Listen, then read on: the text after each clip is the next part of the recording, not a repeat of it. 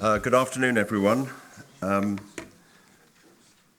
Just picking up on what Andrew just said, his penultimate slide, he said the length of relationship between suppliers and the supermarket buyers doesn't affect loyalty. And I can testify for that because I was the very first supplier of organic vegetables to Sainsbury's in November 1985, and I had supplied carrots mainly. They were packed in my cowshed originally for 21 years to Sainsbury's, but that did not stop them delisting me in 2006. I didn't go quietly, and so unquietly did I go that The Guardian did a big feature on the delisting episode. And the day that happened, I was rung up by the then boss of Sainsbury's, Justin King, who was not pleased. But I think what Andrew's just talked about is very, very interesting because there's so much discord in the world, especially today. Maybe this is the last gathering before there's the great shutdown, and that's a manifestation of discord. And what I want to talk about is doing the right thing in the world of discord and how we might change that. Because I'm stepping in for Ben Elliott, of course, a friend of mine, who's the waste czar and a wonderful man and a great communicator. And I think this issue of waste is a feature of a dysfunctional economy. And just one example of that, we have for many years baled all our silage in plastic. And the reason why we've done that is because it's been the most economic thing. But last year we stopped. Because we couldn't bear it anymore after the Attenborough programme and all the things that came out of that.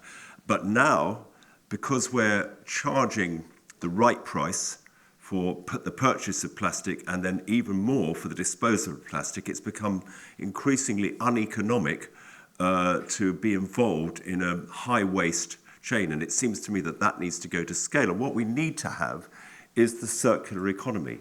We need to have a world where waste doesn't exist because everything is circular, everything is recycled. And I suppose, although it's been a very poor illustration of that, what I've tried to do in my farming lifetime is to apply the principles of the circular economy on my farm in Wales. And I started in 1973, was a back-to-the-lander, a hippie, grew up in London and got back to the land and set up a commune. There I am with milk churns.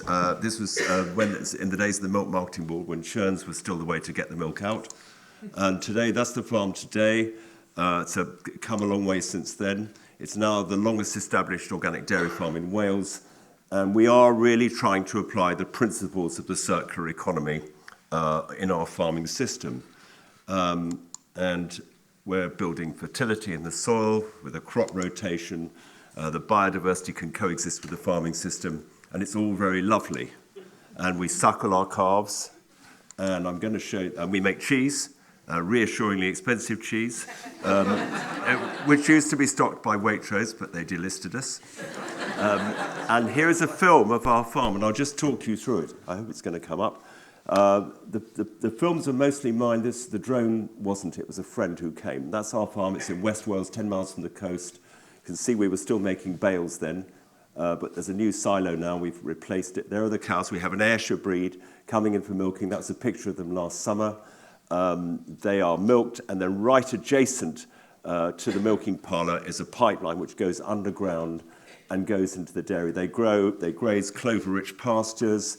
The manure goes back into the land, and of course it goes in the winter. We save it all and put it back on the land.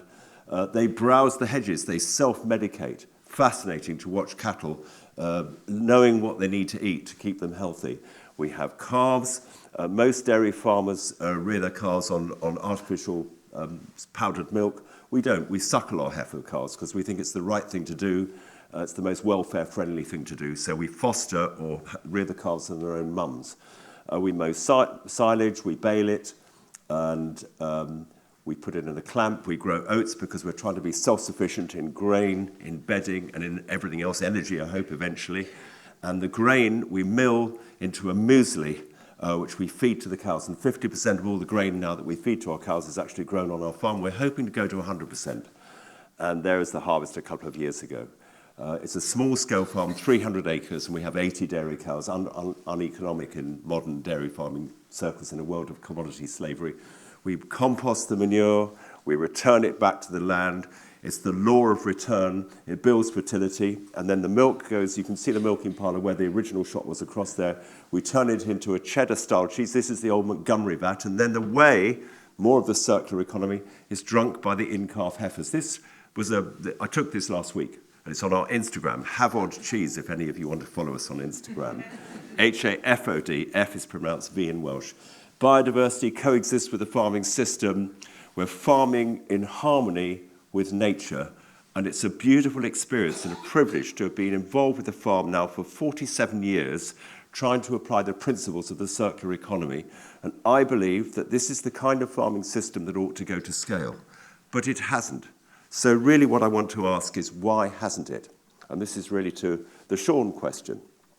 So I would say it's because the biggest single reason is because the polluter doesn't pay.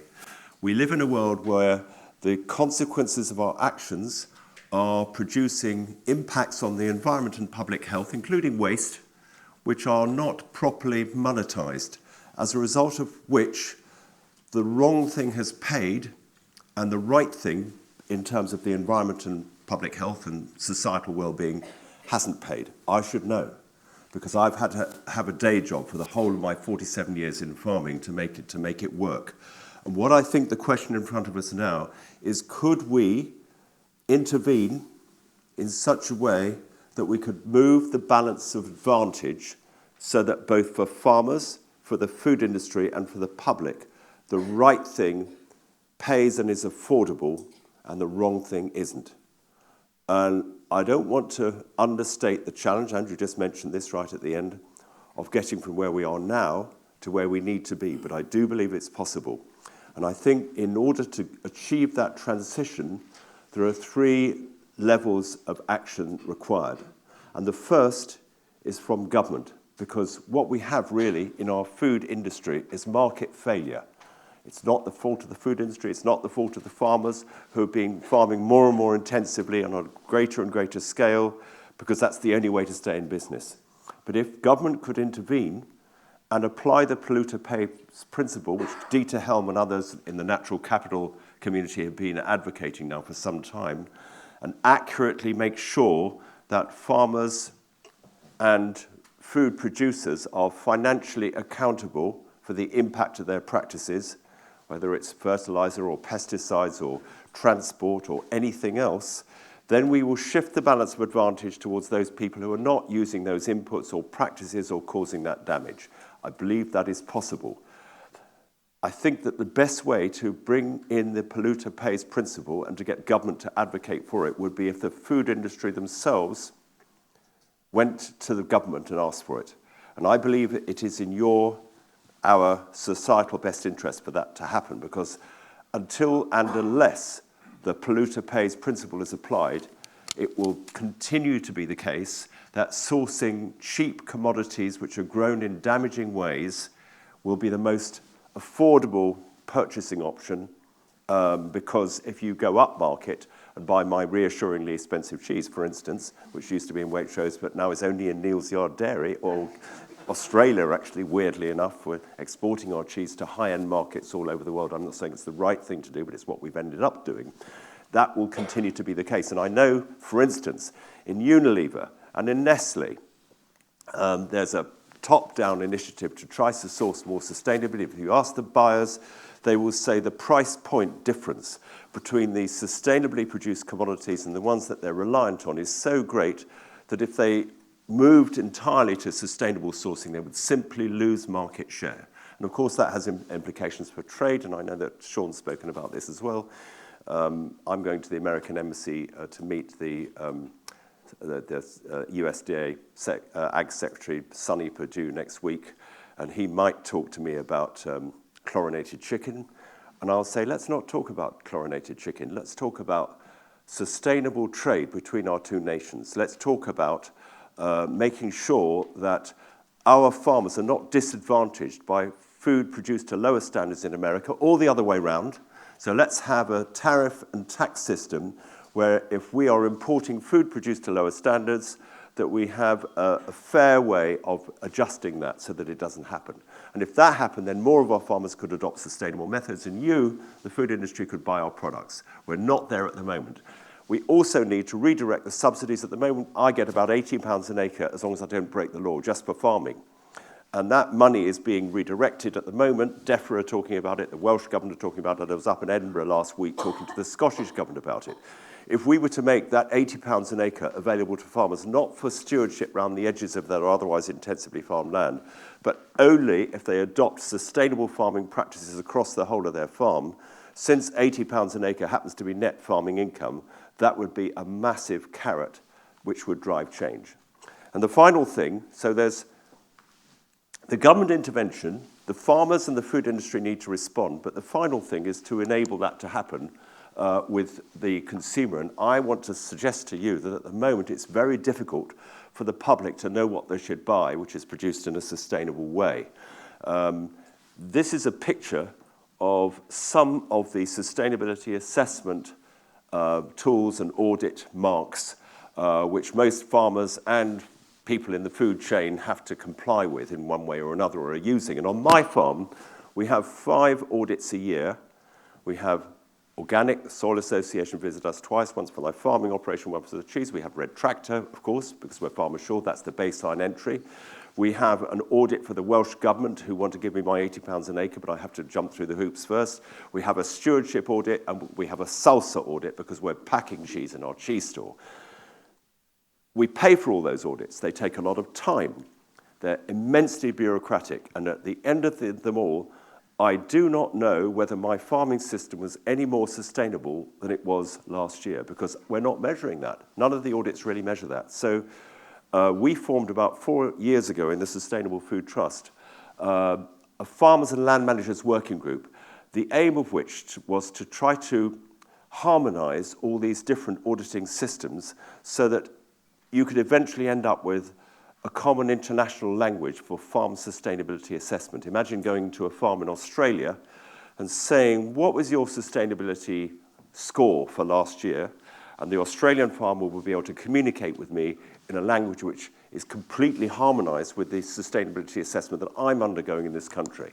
So what we did was we did a gap analysis of some of the most commonly used sustainability assessment tools, Cool Farm Tools, Smart, RISE, the public goods tool are the ones we chose, and we looked at how much overlap there was and which tools worked best for us, and we picked the best of them, and we developed what you can see on the right there, 10 categories which we thought would be the best way of assessing and measuring our farm sustainability. And these are, I'm not looking at them, soil, water, emissions, energy and resource use, nutrient cycling, crop and livestock husbandry, social and capital and cultural impacts, and of course productivity and profitability, because we start with what we're producing and how much money we make, but then we need to adjust it because we need to measure the impact of our farming practices on the balance sheet of nature and of human capital, because it isn't just natural capital, it's human capital as well.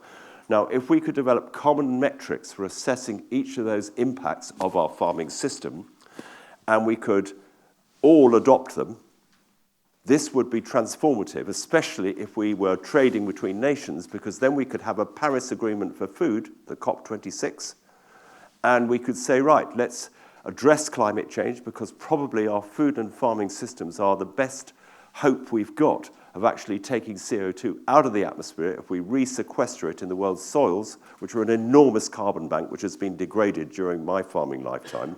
And if we were to measure in a common way the impact of our farming systems, we could then start to take action and measure the impacts. And if government are going to reward us for doing the right thing, public money for public goods, they need to measure the impacts. Otherwise, they can't be accountable to us, the electorate. How are we doing? The Welsh government have just recently launched a consultation paper that is going to require an annual sustainability assessment on every farm that's going to receive post-Brexit funds. We're doing a test and trial with DEFRA on 30 English farms. It's probably going to be a lot more than that because we've been overwhelmed with interest. As I mentioned, we were in Edinburgh last week looking at the possibility of the Scottish government doing the same thing. If this happened, the United Kingdom would be the first country in the world that has attached this sustainability assessment as an integral part of the rewards that are offered to farmers in the future. And this would, for the first time, give another opportunity, namely to link that sustainability score to food products in the marketplace. Let's say I want to stay organic. So I say to Helen Browning, the Chief Executive of the Soil Association, when she comes to inspect me next year, here's my data. We've already done the audit. You can ask me some supplementary questions, and at the end of the audit, I would have a score. And then I could put the score on my cheese. It might be Soil Association certified, but it will also have a sustainability score on it, and that score would reflect the sum of all these components of my sustainability assessment. So if you wanted to know about my grassland management or my soil carbon or my nutrient impact or my emissions, you'd be able to find that out if you wanted to look behind, because the information would hopefully be relatively transparent through technology.